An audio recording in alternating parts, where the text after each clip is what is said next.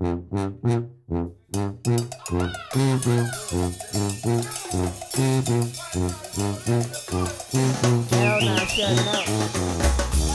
everyone, and thanks for joining me for another weekly art break. My name is Derek Smith and I'm a local artist here in Orlando, Florida. Now if you've been following me, I apologize. I've been missing for a couple of weeks. I've had several projects, and if you've noticed, there's no longer the butterfly wings in the back. So I did finish up that piece, and I had a couple other. I had an art installation with light and glass. If you follow me on Instagram, you probably saw a picture of that. And I mean, just project after project. It's the holidays, so everybody's trying to get in last minute gifts and the sentimental things, and I am more than happy to oblige. So like I said, I apologize that I've been gone for a couple of weeks, but we have a brand new lesson, and I'm gonna go back and touch on an old lesson. I think the first one I did was a recycled art piece where a student and I went around and picked up lots of different things and then made an abstract art piece out of it. I wanted to do the same thing, but I often, because of everybody just having the graciousness of their heart, drop off supplies to me all the time that lots of times I would have never thought to use it, or they'll just call me and say, hey, I've got this random bag of something. I'm like, you know what? Maybe one day. So I went through and started pulling all that out, and I found these really, somebody had dropped off just a ton of Mardi Gras beads. And I've been wanting to do another an abstract but more tactile piece, something that has 3D and bump to it.